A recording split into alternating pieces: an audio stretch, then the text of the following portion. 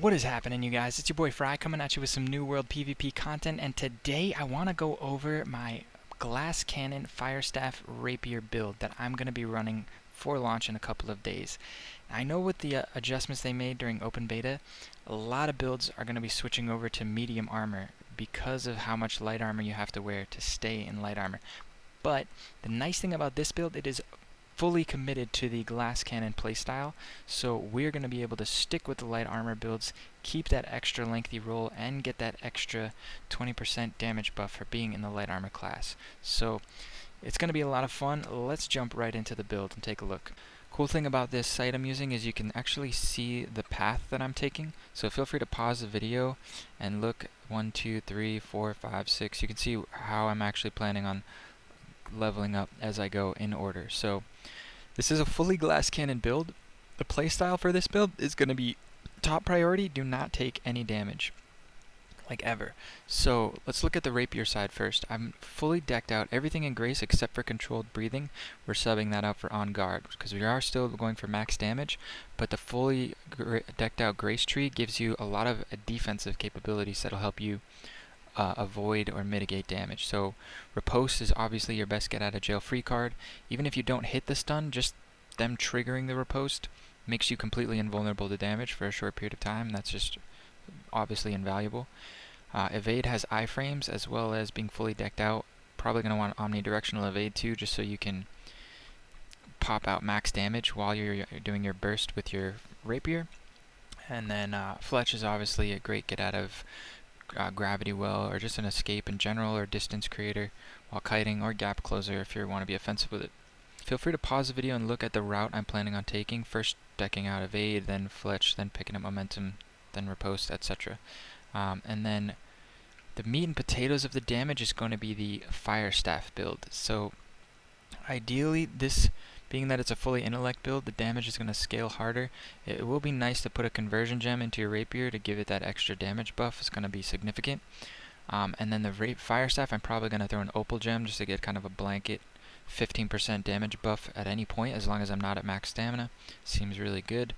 But again, feel free to pause. We're getting Pillar of Fire first, then to Fireball, then racing to max level Burnout. First couple things you're going to want to pick up are going to be Flare, because until you get to 200 intellect, it's going to be tough on mana. And then Spell Focus. While I'm here, I just want to say this, later on, once you get to top level, I'll probably be swapping out Spell Focus for Scorched Earth to get an extra 9 seconds on the Fireball. And interchangeable is this Watch It Burn. You might think Scorched Earth is more valuable. That's fine if you want to pick that up, but these are my lowest priority. This is the last thing I'm getting anyway, is either Watch It Burn or Scorched Earth. And we'll be switching. This was number 12, so hopefully you go back and pause it. But anyway, the Firestaff is this build is going to be all about maximizing your crit chance and your crit damage. Not to mention with Singe, every crit is also going to apply a small burn. And once you get up to 200, let's look at the attributes. Once you get up to, like I said, 200 intellect, you get that 10 mana after every dodge, so you can probably drop Spell Focus and pick up Scorched Earth. And then once you get to 250, you're going to get 30% duration to damage over time spells, which is going to stack with your Kindle.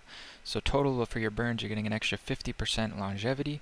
It's really going to be good for the Burnout burn, which is your most powerful. And then every crit is also going to cause now 27% weapon damage over 9 seconds instead of 18 over 6. So that's really good. Another note here, you're getting 50 dexterity at some point to get to that extra 5% chance to crit. This is all synergizing pretty well, not to mention I think that'll scale up your Rapier damage a little bit anyway.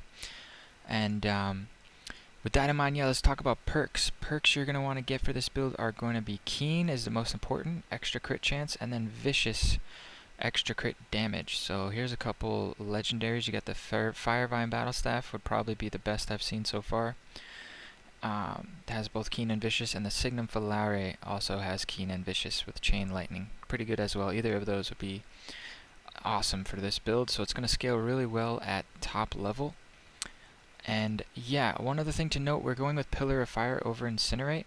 A lot of you Firestaff users think that Incinerate is better because it hits twice. You think it does 260% weapon damage, which is correct.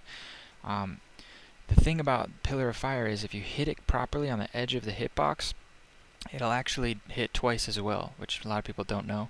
So it actually does 268% weapon damage, so it's more damage, and it's less mana cost, and it's on a shorter cooldown. A little bit harder to hit, but the most important part of this build is not getting hit, if you remember. And when you commit to an Incinerate, a lot of times you're going to end up trading damage with that. Like, you time an Incinerate when a Great Axe is coming in for a swing, you're probably going to get hit by that swing before the Incinerate finishes casting. Not to mention really high level PvP, a lot of people are going to be able to see the Incinerate coming because the cast time is so long, and they're just going to be able to dodge it anyway. So, Pillar of Fire, honestly, I use this, the most consistent way to land this is as kind of like a little mini Incinerate anyways. I like to drop it on my feet when they're committing to an axe swing. The nice thing about Pillar is you can roll out of it and animation cancel it, dodge their attack, and then after you roll, it'll still explode in their face. Like, you don't get stuck in the casting animation. You can animation cancel it, and it's just so much more invaluable for this glass cannon build because you're going to be able to put out that ability without risking taking damage in a lot of cases. I'd be careful doing that against spears because if they just happen to lunge in quickly with a leg sweep or a kick and get you in a stun, and it's just it's not worth the damage you're putting out with the pillar to eat that damage. So your priority is always going to be don't take damage. Then your second priority is going to be to dish out maximum damage. So yeah, and at max level, remember, switch out this for Scorched Earth. This is what it's going to look like once we're at level 60, and these are the attributes I'm looking at running. 50 dexterity, max out intellect, and the rest in constitution.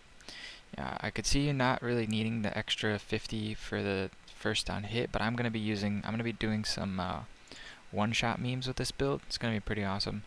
Look for that future content. Speaking of content, those of you wondering where my open beta footage was, I kind of got hit by a bus while I was driving my motorcycle to work a few weeks ago, so I spent the entirety of open beta in the hospital with a lot of broken bones.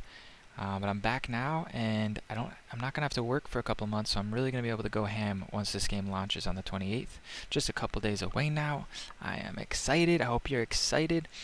A lot of good high-level PvP content to come. I'm gonna be finding the best PvPers I can from my company on my server of each build, and trying to line up some duels with them to show you the highest level PvP content that I can. Explain what I'm doing right, what I'm doing wrong, and how you can improve with this build. So if you're looking forward to that, drop a subscribe. If you like this video, give it a thumbs up. I am out of here. I will catch you guys in the next one.